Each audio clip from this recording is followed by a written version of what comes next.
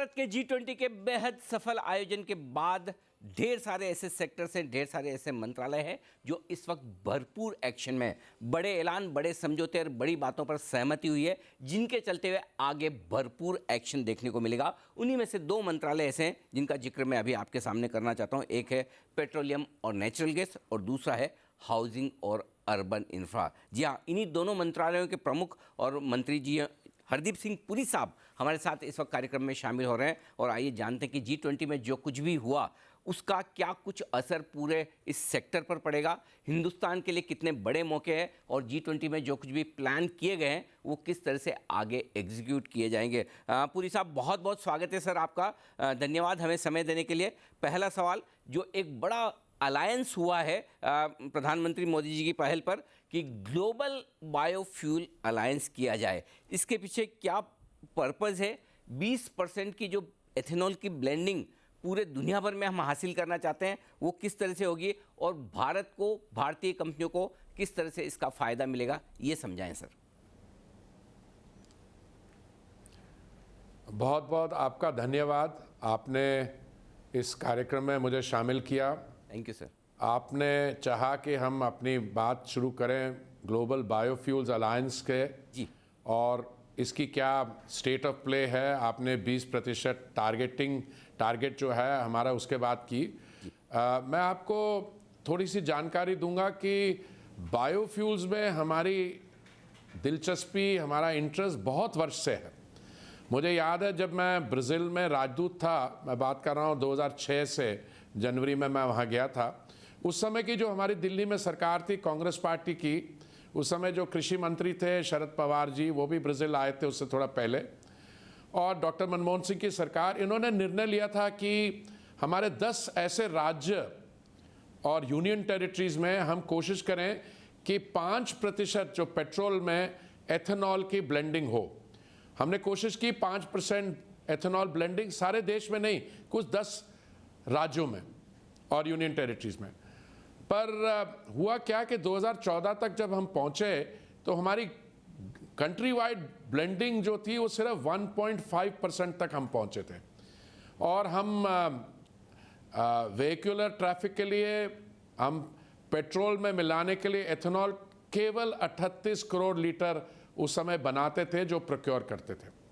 तो माननीय प्रधानमंत्री जी ने जब दायित्व संभाला, मैं बात करता हूं मई 2014 की, उस समय साहब ने 8 साल का एक टारगेट बनाया कि 8 साल में, एक ही नवंबर 2022 तक हम 10% देश भर में जो हमारा पेट्रोल होगा उसमें बायोफ्यूल या एथेनॉल की ब्लेंडिंग करें हम।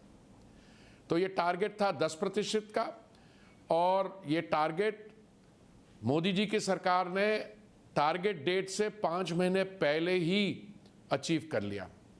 उसके बाद जब लगा कि ये 10% ब्लेंडिंग का टारगेट मीट होने वाला है, तो जो 20% का टारगेट था अगले 8 साल वाला, 2022 से लेके 8 साल मीन्स 2030, उसको हम आगे ले आए, 2025 तक ले आए।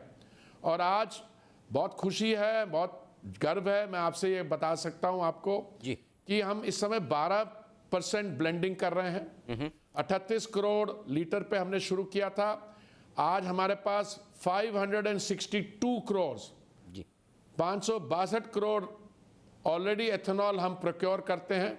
उसके साथ आप जोड़ दीजिए 100 करोड़ बायोडीजल, 100 करोड़ लीटर, जी, crore litre biodiesel, 562 crore litres of ethanol, 100 crore litres of bio diesel. और हमारा जो टारगेट है 20% ब्लेंडिंग का, वो है, उसके लिए हमें चाहिए होगी 1000 करोड़ लीटर। Right sir. और मैं आप तो बताता हूं, सिर्फ हमने वो टारगेट डेट है 5 साल आगे नहीं लाए, पर मुझे पूरा विश्वास है कि हम 2025 के एंड तक कर देंगे। अप्रैल इस वर्ष निर्णय लिया गया कि हम 20% ब्लेंडेड फ्यूल, जिसको E20 कहते हैं जी, हम देश भर में उसको अभी से शुरू करेंगे। शुरू किया था, आज की डेट में मैं आपको बता सकता हूं 5000 से अधिक पेट्रोल पंप हैं जहां E20 ब्लेंडेड फ्यूल आज अवेलेबल है और इस्तेमाल किया जा रहा है। जी, मंत्री जी, एक देखिए, और बड़ा डेवलपमेंट ग्लोबल बायोफ्यूल्स अलायंस से जी, जी प्लीज आप ग्लोबल अपनी बात पूरी बायोफ्यूल्स अलायंस में सिर्फ भारत में ही नहीं, बायोफ्यूल्स की, एनर्जी ट्रांजिशन की, anti pollution, climate friendly issues पर तरक्की दुनिया भर में होगी।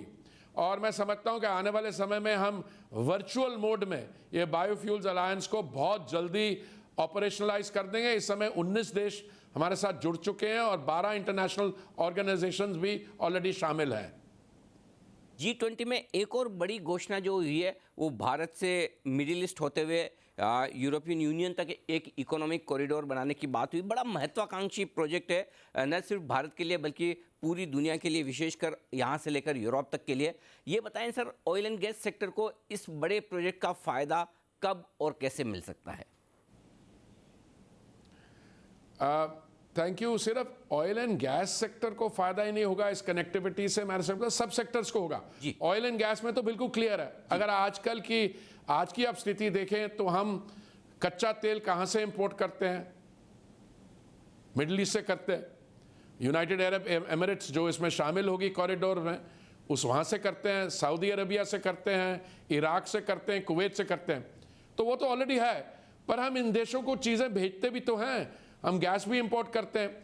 अगर हमारी पोर्ट्स में, हमारी शिपिंग लाइंस में और कोऑर्डिनेशन होगी और सीमलेस रोड ट्रैवल हो सकेगा, हम रेलवे की लाइन लगा पाएंगे वहां पे, और ये एशिया से, इंडिया से कॉरिडोर मिडिल ईस्ट के जाने से यूरोप पहुंचेगा, तो इसमें इंटरनेशनल ट्रेड को बड़ा फायदा होगा। अभी जो लॉजिस्टिक्स है वो तो उसमें तो फायदा होगा ही, पर इसमें आप ज्यादा ट्रेड कर पाएंगे। आप इसमें अब देखिए, सड़क बनाने में, रेलवे बनाने में आप फाइबर ऑप्टिक केबल ले कर सकते हैं। अभी तो वर्ल्ड इज अ लिमिट। तो आप अगले 10-15 साल में पर्सपेक्टिव प्लान क्या बनाएंगे, किस किस्म की कनेक्टिविटी हुई, तभी तो इस अनाउंसमेंट को इतनी वार्मली वेलकम किया गया है सब जगह। आपका पूरा फोकस ग्रीन एनर्जी पर है। इवन G20 में भी क्लीन एनर्जी और एनर्जी ट्रांसमिशन पर काफ़ी बात हुई है। भारत में ग्रीन एनर्जी की तरफ किस तरह से बढ़ा जाएगा, किस तरह के विदेशी या फिर हमारे अपने निवेश की ज़रूरत होगी आगे, इसको लेकर आपकी मिनिस्ट्री के क्या प्लान्स हैं सर? भाई साहब, आपने जो सवाल पूछा एकदम सेंट्रल क्वेश्चन है। जी सर। गैस को जो हम एनर्जी मिक्स में 6% मिक्स से लेके 15% तक ले जाना चाहते हैं, क्योंकि गैस एक क्लीन फ्यूल है, एक ट्रांजिशनिंग फ्यूल है। उसके लिए $60 बिलियन की इन्वेस्टमेंट चाहिए होगी, और हमारे यहाँ वो आ रही है 6% से 15% ले जाने के लिए। बायोफ्यूल्स की आपने बात की, हम 1.5% से लेके उसको 20% तक ले जाएंगे। 20% तक अगर हम ले जाएंगे तो इसमें कितनी फॉरेन एक्सचेंज सेविंग होगी और कितनी ग्रीन एनर्जी उसमें यूज़ होगी। एथेनॉल जो शुगर केन से बनी, मक्के से बनी, पराली से बनी, बम्बू से बनी, ब्रोकन फूड ग्रेन से बनी, कंप्रेस बायोगैस यूज़ होगी। और मान लीजिए अगर हम सस्टेनेबल एविएशन फ्यूल जो हवाई जहाज़ों में पड़ता है 1% का नियम बनाएं, 1% मिक्सिंग का नियम बनाएं, तो हमारे 5 लाख हमारे फार्मर्स को बेनिफिट होता है। अगर हम 5% का नियम बनाएं तो 70 लाख फार्मर्स को बेनिफिट होता है। तो ऐसे में आपको उदाहरण दे सकता हूं, जो 9 साल में हमने ब्लेंडिंग की 10% तक पहुंचने के लिए, उससे हमें 73,000 करोड़ इंपोर्ट बिल कम हुआ। उसमें हमने 76,000 करोड़ अपने फार्मर भाइयों को दी। इसलिए ग्रीन हाइड्रोजन जो फ्यूल ऑफ द फ्यूचर है, तो मैं समझता हूं आने वाले समय में एनर्जी कंजम्पशन भारत में बढ़ेगी, फॉसल फ्यूल पे डिपेंडेंस स्लोली कम होगी, बायोफ्यूल्स बढ़ेंगी, और अल्टीमेटली ग्रीन हाइड्रोजन जो है 2030 के बाद वो फ्यूल ऑफ द फ्यूचर बनेगा, और अल्टीमेटली ग्रीन हाइड्रोजन और एथेनॉल रहेंगे। और मैं चाहूँगा कि कोई समय आए, कम से कम आप, यू आर यंगर, आपके ज़िंदगी में जब फॉसल फ्यूल के यूसेज बिल्कुल ही बंद हो जाए, and much before we reach the net zero in 2070। बिल्कुल मंत्री जी, मैं यही एक इसी पर एक आगे सवाल जो मेरा बनता है, क्या ऐसा वक्त आएगा जब हमें किसी तरह की एनर्जी इंपोर्ट करने की ज़रूरत ही ना पड़े, चाहे वो कच्चा तेल हो, कोई और हो, हम सेल्फ सफिशिएंट हो जाएं? इसके लिए कितना वक्त लग सकता है हिंदुस्तान को? मैं समझता हूं कि देखिए, जिस तरीके से अभी काम कर रहे हैं, अमृतकाल तक 2047 तक बड़े आराम से हम इंपोर्ट करने की जगह हम देखिए हम एनर्जी एक्सपोर्ट भी करते हैं। जी जी देखिए आप इस सिर्फ हम इंपोर्ट नहीं करते हैं, हमारी इस समय 252 मिलियन मेट्रिक टन पर एनम की रिफाइनिंग कैपेसिटी, इसको हम 400 पे ले जा रहे हैं, पर बहुत हम एक्सपोर्ट भी करते हैं एनर्जी। पर आप कह रहे हैं कि बिल्कुल हम सेल्फ सफिशिएंट आ जाएं, इंपोर्ट बिल्कुल ना करना पड़े, तो मैं समझता हूं आज हम 2023 में बात कर रहे हैं, अगले अमृतकाल तक हम प्योर एनर्जी, ऊर्जा, आत्मनिर्भरता की स्थिति में जरूर होंगे। सर, अपने आप में बड़ा अचीवमेंट होगा, क्योंकि देखिए 25 साल में जिस तरह की ग्रोथ देश की है, इकोनॉमी इतनी तेज़ी से बढ़ रही है, तो हमारी एनर्जी रिक्वायरमेंट भी बढ़ती जा रही है, और उसको देखते हुए भी अगर हम 20 से 25 साल में अगर हम आत्मनिर्भर हो जाएं तो ये अपने आप में छोटी बात नहीं है। एक और बात जिस पर चाहे वो एक आम जनता हो, चाहे हमारे मार्केट के लोग हों, इन्वेस्टर्स हों, वो ये जानना चाहते हैं, कच्चे तेल के दाम फिर से बढ़कर $90 के आसपास आ गए हैं क्रूड के। पेट्रोल डीजल के दाम स्टैटिक है, लोग उम्मीद करें कि अब सरकार जल्दी से या तो एक्साइज ड्यूटी वगैरह कुछ कम करे, टैक्सेस कम करे, जिससे पेट्रोल डीजल के दाम घटे। क्या कोई ऐसा इरादा है नियर फ्यूचर में सर? भाई साहब, कच्चे तेल के दाम जी प्रोड्यूसिंग कंट्रीज पर डिपेंड करते हैं जी और जो प्रोड्यूसिंग कंट्रीज बड़ी वाली हैं, ओपेक प्लस जिसको कहा जाता है, उन्होंने इस समय वॉलंटरी प्रोडक्शन कट्स लगाए हुए हैं और वो चलाना चाहते हैं। वो तो चाहते हैं कि दाम बढ़े। मैं समझता हूँ कि इसमें समस्या ये है कि अगर ज़्यादा बढ़ गए दाम तो जो इकोनॉमिक रिकवरी है विश्व भर में, उस पर रुकावट आएगी और उसमें हमें बैकलैश मिलेगा। और ऑन द अदर हैंड हम चाहते हैं कि ये जो दाम है ये 70-75 पे आ जाए। मैं तो चाहता हूँ और भी सस्ते हो जाए कच्चा तेल, पर इसमें हमारे पास जो हथियार हैं वो यही हैं। हमने पिछले 2 साल में जब कच्चे तेल के दाम बहुत बढ़ गए थे, $19.56 से लेके $128 तक कच्चे तेल पर बैरल चला गया था, हमने उस समय भी पिछले 2 साल में अपने दाम जो है पेट्रोल और डीजल के 5% कम किया और डीजल के कोई 0.2% किया। दुनिया भर में कहीं 40% दाम बढ़ा, कहीं 80% बढ़ा, कुछ देशों में तो उससे भी ज़्यादा बढ़ा, तो हमने होने नहीं दिया। क्यों? क्योंकि माननीय प्रधानमंत्री जी ने सेंट्रल एक्साइज ड्यूटी हम जो लगाते हैं उसको 2 बार, नवंबर 2021 में और मई 2022 में उसमें कटौती की और 16 और 13 रुपये पेट्रोल और डीजल का दाम कम हो गया। इसलिए आने वाले समय में भी हम तो प्रार्थना ये करते हैं कि प्रोड्यूसिंग कंट्रीज़ ज़्यादा रिलीज करें, नहीं तो हम बाकी जगह से इंपोर्ट करेंगे, जहां से हमें सस्ता मिलेगा वो करेंगे। पर हमारी कोशिश यही रहेगी कि दाम कम ही रहे। बिल्कुल। देखिए, सस्ता कच्चा तेल मिल जाए सर, उसका तो कहना ही क्या, पूरे देश के लिए अच्छा है कि हमारा इंपोर्ट बिल कम हो, हमें कम पैसे देने पड़े। लेकिन जहाँ तक आम कंज्यूमर कस्टमर का सवाल है, आम जनता का सवाल है, तेल कंपनियां भी पिछले साल भर से दाम घटाए नहीं है, अब तो अंडर रिकवरीज भी नहीं रही, मुनाफे में है।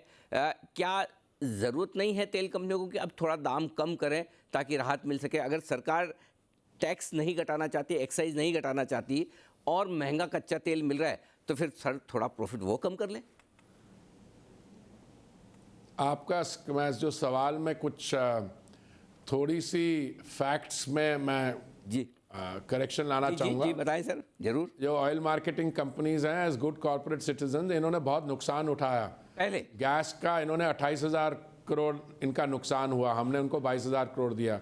और पेट्रोल और डीजल में भी इन्होंने कोई 30,000 करोड़ इनका नुकसान था। ये कहना कि इन्होंने बहुत मुनाफा कमाया, पिछले दो क्वार्टर ठीक थे, एक क्वार्टर ठीक था, अभी दूसरे क्वार्टर में है। अप्रैल मई जून के क्वार्टर में अच्छे रिजल्ट थे। जुलाई अगस्त का, सितंबर का पता लगेगा, अभी तो जुलाई अगस्त ही पता लगा। अगर ठीक हुआ तो इंशाल्लाह आगे बढ़ते देखेंगे। जैसे अंतर्राष्ट्रीय स्थिति आपकी शुभकामनाएं से दाम कम हो तो हम उनको भी इनकरेज करेंगे। पर इस समय तो लगता है कि हमें ज़्यादा चिंता है कि इंटरनेशनल प्राइसेस बढ़ रहे हैं, कम नहीं हो रहे हैं। सर हम तो हर रोज, और बाकी बीजेपी रूल स्टेट्स ने तो वैट भी कम किया। इस समय तो नॉन बीजेपी रूल स्टेट जो है, वेस्ट बंगाल जैसी, वो 11 रुपए पर लीटर तेल ज्यादा महंगा बेच रही है पेट्रोल, और आप अपनी गाड़ी में 1 लीटर थोड़ा दिलवाते हैं, बड़ी गाड़ी होगी आपकी तो 40 लीटर दिलवाते हैं। तो देखिए वो नॉन बीजेपी रूल स्टेट्स को वैट कम करना होगा पहले। हम तो सर रोज सुबह उठते हैं तो सबसे पहले हम यही उम्मीद करते हैं, एक हमें डाउ हरे निशान में दिखे अमेरिका के बाजार, दूसरा हमें कच्चा तेल नीचे दिखे, ताकि हम तो जानते हैं कि हर रोज $1 कच्चा तेल बढ़ने का मतलब है कि हमारा इंपोर्ट बिल बढ़ रहा है।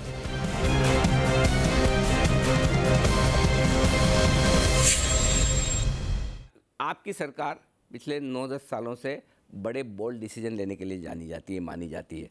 अब जाहिर सी बात आप कह सकते हैं कि पेट्रोल डीजल को जीएसटी के दायरे में लाने का मुद्दा जीएसटी काउंसिल का, लेकिन सर आप मंत्री हैं, इस मिनिस्ट्री के हैं, आपकी राय बहुत अहम रखती है।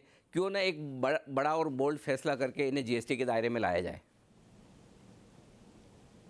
भाई साहब, आपके कहने से कि मेरी राय में कुछ दम है, मैं समझता हूँ। मैं लाइन मिनिस्टर ज़रूर हूँ, पर ये जो निर्णय लेने का की प्रिविलेज है, ये वित्त मंत्रालय, ऑनरेबल फाइनेंस मिनिस्टर सेंटर में, और जो स्टेट्स के फाइनेंस मिनिस्टर्स हैं, जो जीएसटी काउंसिल के मेंबर है, उनके पास है। और मैं आपको थोड़ी सी जानकारी दे दूँ, कुछ महीने पहले केरला हाईकोर्ट ने ये निर्णय लिया था कि ये विषय जो है ये जीएसटी काउंसिल की एजेंडा में आना चाहिए।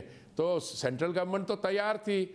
हमने वो जो शायद लखनऊ में या इलाहाबाद में कहीं काउंसिल मीटिंग, लखनऊ में काउंसिल मीटिंग हुई थी, वहाँ पे एजेंडा पे भी लगाया। पर जैसे हमें एक्सपेक्टेड था, क्योंकि ये ऐसी एरिया है, ये पेट्रोल और डीजल, दारू के अलावा, जिसमें जो राज्य हमारे, उनकी मैक्सिमम रेवेन्यू यहाँ से आती है, वो नहीं माने। तो मैं आपके माध्यम से अपने मित्रों से ये बताना चाहता हूँ कि केंद्रीय सरकार तो फिर भी मान जाएगी इसको जीएसटी में लाने में, पर आप अपना मार्जिन ऑफ परसुएशन यूज़ करें हमारे राज्य सरकारों पे। अगर उनके वित्त मंत्री मान जाते हैं तो ये प्रॉब्लम सॉल्व हो जाएगी। हमारी तरफ से ज़रूर ये मांग वहाँ पर भी रखेंगे। एक और सवाल, आपके मंत्रालय के अधीन ही आने वाली एक बड़ी दिग्गज ब्लू चिप कंपनी से लेकर है बीपीसीएल, इसके डाइवेस्टमेंट की बड़ी लंबी चर्चाएं हुई थी, लेकिन अब थोड़ा सा मामला ठंडा, आजकल कुछ सुनने में नहीं मिलता। बीपीसीएल के डाइवेस्टमेंट करने को सरकार तत्पर है या अभी ज़रूरत नहीं? टैक्स कलेक्शन इतना है, पैसे इतने आ रहे हैं, जब ज़रूरत होगी तब देखा जाए, क्या स्टेटस है सर? नहीं, आपके मैं सवाल का बड़ा शॉर्ट आंसर देता हूँ। बीपीसीएल के जो डिसइन्वेस्टमेंट इस समय एजेंडा पे नहीं है, वो इसलिए नहीं है क्योंकि हम जो एनर्जी सिक्योरिटी की बात करते हैं, बीपीसीएल हमारी एक बहुत सफल कंपनी है। It's doing very well. Why would you want to divest a successful company? ये तो जो चीज़ें, एंटिटीज़ नहीं चलती और सरकार नहीं चला पाती, जैसे एयर इंडिया का किया था, तो वहाँ, क्योंकि एयर इंडिया में हर साल हमें 8,000 करोड़ कर्जा लेना जाना पड़ता था निर्मला जी के पास। बीपीसीएल तो बहुत अच्छा चल रहा है, तो इसमें हम अपनी एक क्राउन ज्यूल को क्यों डिसइन्वेस्ट करेंगे? बिल्कुल ठीक बात है। एक हमने स्टडी की है सर, आपका एक और मंत्रालय जो है हाउसिंग और अर्बन अफेयर्स, उस पर मैं एक सवाल लेना चाहता हूँ। 2047 तक हमें 25 करोड़ घरों की ज़रूरत पड़ेगी। आपने एक बहुत बढ़िया एक स्कीम निकाली है अफोर्डेबल हाउसिंग की। हम ये जानना चाहते हैं कि अफोर्डेबल हाउसिंग को लेकर अगले कुछ सालों में सरकार का किस तरह का फोकस है, कितना आप वहाँ पर इंसेंटिव्स देना चाहते हैं, और जो सबको घर मिलना चाहिए अमृतकाल तक ये हो पाए, इसके लिए क्या प्रयास है आपके? भाई साहब, ऐसा है, अभी हमारी जो योजनाएं हैं वो सब अफोर्डेबल हाउसिंग को इंकरेज करती हैं जी। पर आप सरकार की योजना जो है प्रधानमंत्री आवास योजना, उसको देखिए, एक तरफ 4 करोड़ आवास सैंक्शन हो गए हैं ग्रामीण और शहरी क्षेत्र में मिला के। बाकी प्राइवेट सेक्टर भी अफोर्डेबल हाउसिंग कर रहा है। और अभी हमारे 4 वर्टिकल्स थे, अभी ये स्कीम तो ऑलमोस्ट खत्म होने वाली है 4 करोड़ वाली। बाकी प्राइवेट सेक्टर क्या करेगा? और हम एक और क्रेडिट लिंक सब्सिडी स्कीम, जिसपे माननीय प्रधानमंत्री जी ने इसका ऐलान किया अभी रेड फोर्ट में, जब उन्होंने बात की 2 करोड़ हमारी दीदी लखपति भी बन जाएंगी। थोड़ी देर का समय दीजिए, इसके डिटेल्स आपके सामने हम ले आएंगे। सर, आखिरी सवाल, आपने कहा 2047 की बात की, अमृतकाल की बात की, आप हम सब लोग 2047 तक भारत को एक कंप्लीट डेवलप नेशन के तौर पर देखना चाहते हैं, विकसित देश, विकासशील नहीं, विकसित देश। आपकी दोनों ही मिनिस्ट्री का क्या योगदान होगा? देखिए, मेरा तो मानना यह है कि माननीय प्रधानमंत्री जी ने कहा कि संकल्प के 2047 तक हम विकसित देश होंगे, उससे पहले ही हो जाएगा। ये दोनों मंत्रालय जो हैं, हाउसिंग एंड अर्बन अफेयर्स और petroleum and natural gas, both are critical to our transition to a developed country. देखिए, मैं क्यों कहता हूँ, आप मान के चलिए एनर्जी और चाहिए होगी, जैसे इकोनॉमी ग्रो करेगी। आज आपका जीडीपी है करीबन $4 ट्रिलियन या उससे थोड़ा कम। आप 2047 से बहुत पहले, बाकी जो रेटिंग एजेंसीज हैं, थिंक टैंक्स, वो कह रहे हैं आपका जो जीडीपी है वो $26 ट्रिलियन होगा, जो आज यूनाइटेड स्टेट्स ऑफ अमेरिका, उसमें कितनी एनर्जी चाहिए होगी? ऑब्वियसली एनर्जी चाहिए होगी। हम तो चाहेंगे उस समय तक सिर्फ ग्रीन एनर्जी हो और ये जो फॉसिल फ्यूल की यूसेज है वो बंद हो जाए। जहाँ पे हाउसिंग एंड अर्बन अफेयर्स है उसमें आप देखिए, हम अर्बन ट्रांसपोर्ट को ले लीजिए। इस समय हमारे पास जो हमारा मेट्रो सिस्टम है तेज़ी से बढ़ रहा है और 2047 क्या अगले 4 साल के अंदर अंदर 3 साल के अंदर अंदर हम दुनिया में सेकंड लार्जेस्ट हमारा मेट्रो सिस्टम होगा। हमारी सिटी सब रीबिल्ट हो रही हैं। अभी वो एक मैकेंजी की स्टडी थी कुछ साल पहले की, हर साल हम 700 से 900 million square metre urban space बना रहे हैं, यानी कि एक शिकागो नया हर साल बना रहे हैं। और यहाँ पे बहुत ऐसे स्टैटिस्टिक्स है। सो दोनों मंत्रालय और बाकी केंद्र सरकार के जो सेंट्रल मिनिस्ट्रीज हैं, सबका रोल होगा भारत को अभी डेवलपिंग कंट्रीज से ले जाके एक विकसित देश का स्टेटस दिलवाने में। तब तक उम्मीद करते हैं कि जैसा आप कह रहे हैं हमें इंतज़ार 2047 तक ना करना पड़े, ये हमारे अचीवमेंट बहुत जल्दी आते हुए नजर आए। बहुत बहुत धन्यवाद सर आपका। एक बार फिर से G20 के बेहद सफल आयोजन के लिए आपको और आपके सभी साथियों को बहुत बहुत बधाई। एक भारत का नाम काफ़ी ऊंचा हुआ है पूरी दुनिया में जिस तरह का ये सफल आयोजन हुआ है, और आपकी मिनिस्ट्रीज़ का भी काफ़ी बड़ा योगदान उसमें रहा है। और आज हमें समय देने के लिए आपका बहुत बहुत धन्यवाद सर। बहुत बहुत धन्यवाद, थैंक यू। तो ये थे पेट्रोलियम और natural gas minister Hardeep Singh Puri साहब, जो कि हाउसिंग और अर्बन इंफ्रा भी संभालते हैं। उन्होंने बात की G20 के सफल आयोजन के बाद आगे के डायरेक्शन के बारे में। इस खास मुलाकात में इतना ही। धन्यवाद।